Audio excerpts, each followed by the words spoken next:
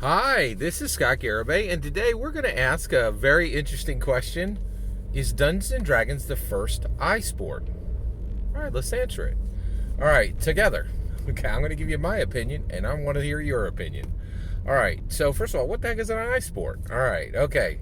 In order to talk about an iSport, we got to talk about an eSport. We got to talk, in order to talk about Actually, there are no iSports right now. Okay, so in order to talk about an iSport, we need to talk about esports. So what are esports? Esports are electronic sports. They are people who play video games with the same level of rigor and the same goals as regular sports, right?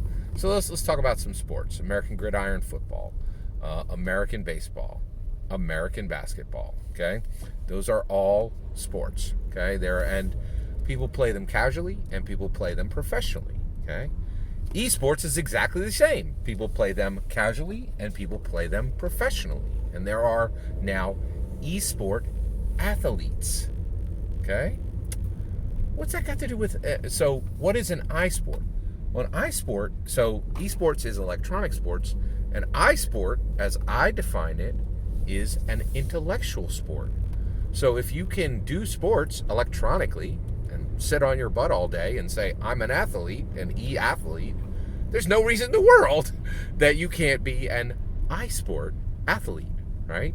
And this is an issue of a road paved for one person, for one purpose, that serves a completely different purpose than was ever originally intended, but very naturally fits. All right, so we're going to go in a very unusual direction right now, but I think it's apropos. Okay, so I am married.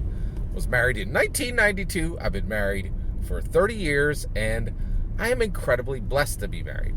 I've been married to only one person, and it's been the richest experience I've ever had on this planet, that other than being saved. I am a Christian. I was saved. That was pretty monumental. So it's the second most important thing that ever happened in my life, was being married, right? And I'm incredibly blessed. I really, So Barack Obama comes in for second term, and he says, hey, we want marriage to be for everybody. Men can marry men, women can marry women. And I 100% understand why everybody would want the benefits of marriage, because it is crazy awesome. It is just outlandishly awesome. It's really, really cool, right? So I get why other people would want that, right? So what happened was Barack Obama paved a road, right? And he made it so that everybody can, actually, he made it so that men can marry men, a man can marry a man, and a woman can marry a woman. And before him, that was not possible. You couldn't do that, right? But now that is the law of the land, and that's new. That was a love is love, LGBTQ road that was paved. Now, that road is now, in my humble opinion, about to be traveled by a very surprising group, okay? So I would say probably about 15 years ago, I went to a fascinating U.S. state. And in that state, they say love is love is love. They have a very strong history of polygamy. One dude marries 6 women. One woman can marry 6 men, all right? And actually, it's not legal, but it's very much a part of their history, okay? And I talked to some locals, and they told me some fascinating stories, okay? And the issue is, for a long time, everybody was like, nah, you can't marry like 3 people. That's not cool, right? But now, it's pretty ridiculous to say that you can't marry 3 people. Of course you can marry 3 people, right? Love is love is love. There you go. The road built for LGBTQ is, in my humble opinion, very strongly going to be walked down by polygamists, right? And there's really no as I understand it, there's absolutely no if love is love is love, it doesn't make any sense to me that, like, hey, men can marry men, men can marry women, men can marry men, women can marry women, right? No reason. It doesn't seem by every single fight that's already been fought by the LGBTQ to get this road built.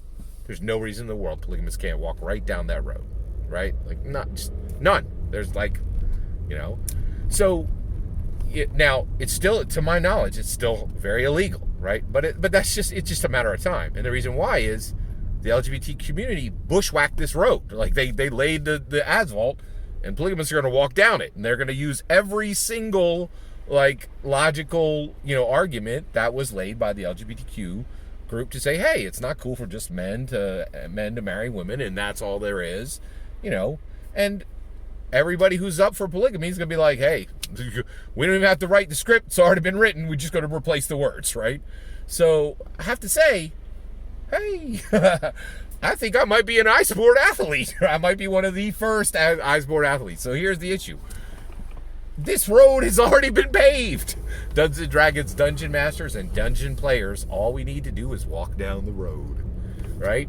Actually, the electronic sports community has done all the work to say, hey, if you want to sit on your butt and say you're an athlete and twiddle your thumbs, well, what do you call rolling dice and writing a few notes down and moving some miniatures?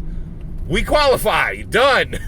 So the reality is, and I'm taking a lighthearted approach to this, but I'm dead serious. I think, so here's my answer. Absolutely, 100% yes. Dungeons & Dragons is the first iSport, is the first intellectual sport. You, as a Dungeon Master, are an iSport athlete, just like me. I am one of the first iSport athletes. Your Dungeon players are iSport athletes, in my humble opinion. And we are all, every single Dungeons & Dragons player and every single Dungeons & Dragons Dungeon Master who has, who has had a minimum of 100 sessions is an iSports athlete, who takes Dungeons & Dragons seriously. They are all iSports athletes, in my humble opinion. What do you think? Do you think that we, the D&D community, get to walk down this road that eSport athletes paved? Seems to me like we absolutely can. There's no reason in the world we can't do it. That's my humble opinion. I'm eager to hear yours. Is Dungeons & Dragons the first iSport? My answer is yes. In my humble opinion, absolutely. I'm eager to hear your humble opinion. Let me know in the comments below. Please consider liking and subscribing. Have a wonderful millennium.